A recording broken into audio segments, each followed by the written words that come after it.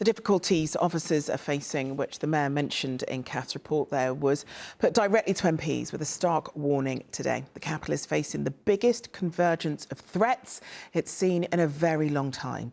That's according to one Assistant Commissioner who says the Met's resources are being overstretched because of protests about the conflict in Gaza, an increase in counter-terrorism arrests and a huge surge in inflammatory material online. Here's our political correspondent, Simon Harris. Scotland Yard admits it's under pressure. The fallout from events more than 2,000 miles away has seen large pro-Palestine protests on the streets of London. There's been a surge in reports of hate crime, and the number of calls to the police anti-terrorist hotline has doubled. Senior officers shared their worries today with MPs. What we're seeing in London is the biggest convergence of threats we've seen for a very long time, with the impact of major global events being felt on the streets of London. The scale of the policing challenge is enormous. 10 days ago, police in Paris used tasers to subdue a suspected terrorist after a knife attack left one tourist dead and 2 others injured. The Met fears a similar attack here, involving someone radicalised by what they've seen online. I think there is a real risk, as we saw in Paris most recently, of an individual being energised by these events. And of course, some of that is in the Islamist extremist space and some of it is in the extreme right-wing space. The Met has opened investigations into more than 800 hate crimes since October the 7th. It's cancelled 5,500 police officers' rest days because of the protests, and it puts the cost of policing them at £17 million. But the march organisers accuse the police of wasting resources. I think they are mobilising too many police to come out on the demonstrations. I mean, they themselves have told us that the numbers that they are bringing to the various different protests are unprecedented. These are for demonstrations that they characterise as being overwhelmingly peaceful. The Met has also faced continuing protests by Just Stop Oil. The bill for those is put at £20 million. Recent weeks have also seen major events like Remembrance Day.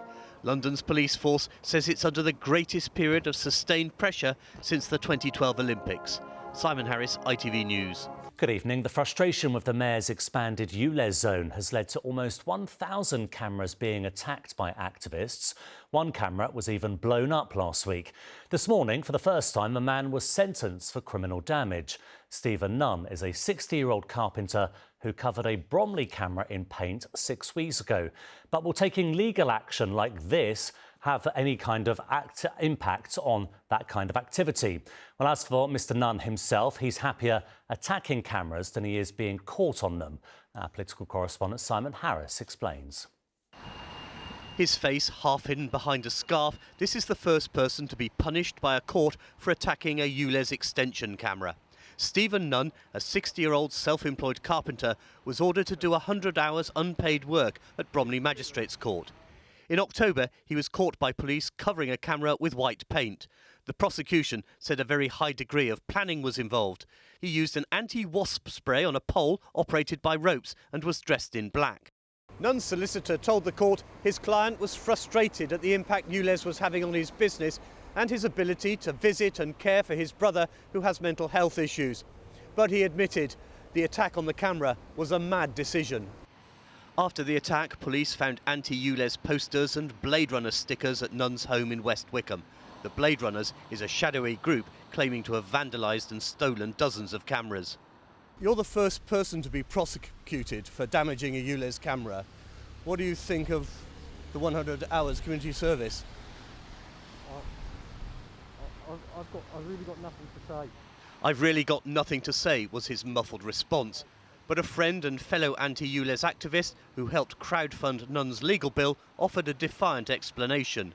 We're the victims with this, you know, the public are the victims with all this, and as far as I'm concerned, he's doing the community a favour with what he's done. I know it's illegal, I know that, but this should never have been imposed in the first place.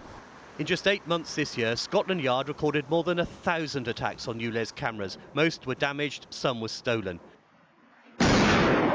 Last week, a ULEZ camera was blown up in Sidcup. A homemade bomb is thought to have been used. A member of Transport for London's board questioned the cost to Londoners today. How much is all this vandalism costing us? It's money that could be better spent. Have we quantified what it's cost to date?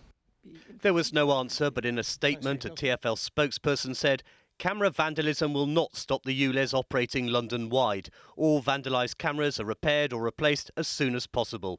Nunn, who pleaded guilty to causing criminal damage, has a year to do his 100 hours community service. He must also pay TfL £350 compensation.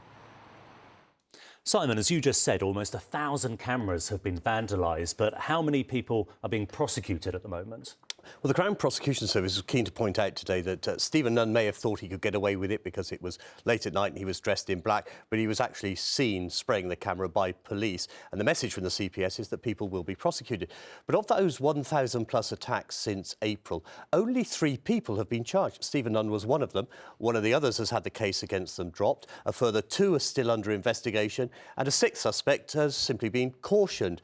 Now, talking to ULEZ activists, you get the sense that feelings are still running very high. Today's case might deter some of them from taking further action, but I suspect not all of them. OK, Simon, thank you.